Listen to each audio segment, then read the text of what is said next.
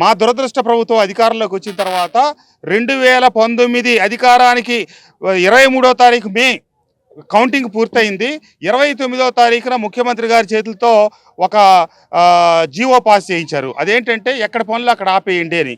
సరే, ఆపిన పనులు 2021లో మైలవరం నియోజకవర్గ శాసనసభ్యుడిగా గత ప్రభుత్వంలో, అంతకుముందు ప్రభుత్వంలో, తెలుగుదేశం ప్రభుత్వంలో శాంక్షన్ అయిన పని కొబ్బరికాయ కొట్టి నేనే ప్రారంభించాను. 220 కోట్ల రూపాయలతో వెలగలేరు హెడ్ రెగ్యులేటర్ నుంచి ఇబ్రహీంపట్నం ఫెర్రీ వరకు లైనింగ్ పనులు. 23 కోట్ల రూపాయల పనులు పూర్తయిన తర్వాత ఆ కాంట్రాక్టర్కి చిల్లిగా డబ్బులు చెల్లించకపోతే ఆ కాంట్రాక్టర్ పని ఆపేసి వెళ్ళిపోవటం జరిగింది. అంతేకాకుండా ఆ పనులని రద్దు చేస్తూ ప్రభుత్వం ఉత్తర్వులు జారీ చేసింది. ఈ పాపం అంతా జగన్మోహన్ రెడ్డి గారిదే.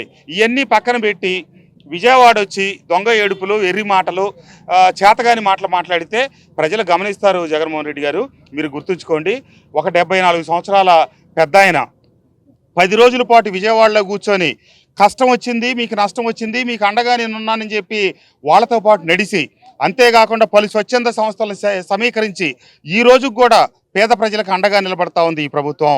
నా నియోజకవర్గం మైలవరంలో 75,000 మందికి పేదలకి రేషన్ అందజేస్తే ఇంకా కొంతమందికి మిగిలిపోతే ఈ రోజున పలు స్వచ్ఛంద సంస్థలు హరే రామ హరే కృష్ణ, అక్షయ పాత్ర ఫౌండేషన్ వాళ్ళు 4,500 కిట్లు ఇవ్వలేని గ్రామాలకి నా ద్వారా ఇప్పించి వాళ్ళ ద్వారా ఇప్పిస్తా ఉన్నాం. ఒక్కోటి 1,500 రూపాయలు విలువైన నిత్యావసర సరుకులు.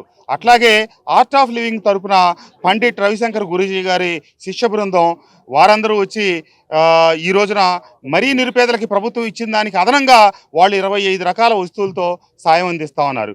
ఈ రకంగా ఎవరికి చేతనైందో వాళ్ళు చేస్తున్నారు. 5 సంవత్సరాలు మొన్నటిదాకా పదవేలకు పెట్టి ఈ రాష్ట్రం అంతా దోచుకు తిని మాదే ఇదని చెప్పి ఎన్నో చేసిన మీరు ఒక్క చోట వరద సహాయక చర్యల్లో పాల్గొన్నారా? బాధ్యతాయుతమైన ప్రతిపక్షంగా మీ పాత్ర ఏమన్నా పోషించారా? ఇవన్నీ లేకుండా వరదలో బురద రాజకీయాలు చేస్తున్న జగన్మోహన్ రెడ్డి గారికి కృష్ణా, గుంటూరు జిల్లా వాసులు శాశ్వతంగా చెప్పు దెబ్బ కొట్టడానికి సిద్ధంగా ఉన్నారు.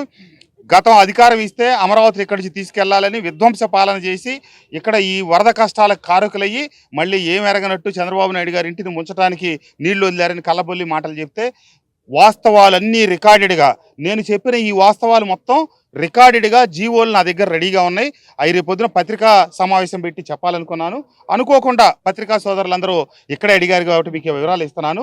రేపు కావాలంటే జీవోలు, తిథులతో, డేట్లతో సహా అన్ని వివరాలు ఇస్తా. 220 కోట్ల రూపాయలతో మొదలెట్టిన పనులు ఆపిన మహనీయుడు, మహానుభావుడు శ్రీ శ్రీ శ్రీ శ్రీ మా మాజీ ముఖ్యమంత్రి జగన్మోహన్ రెడ్డి వర్యులే.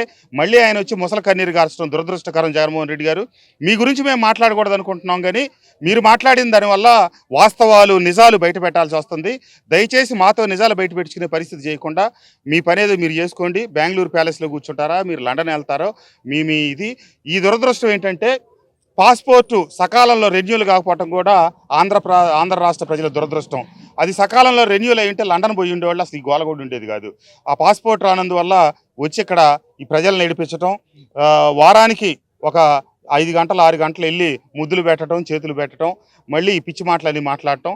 కాబట్టి వీటి మీద, నేను ఇప్పుడు చెప్పిన విషయాల మీద సాక్షి వాళ్ళు నేను మొన్న ఉగ్ర పత్రిక, ఉగ్ర ఛానల్ అని విమర్శిస్తే వాళ్ళంతా గుమ్మడికాయలు దొంగ ఎవరుంటే భుజాలు తడువుకున్నట్టు తెల్లారి ఎవరిది ఉగ్ర పేపరు వసంత అని చెప్పి సాక్షి మెయిన్ పేపర్లో పెద్ద హెడ్డింగ్ పెట్టారు.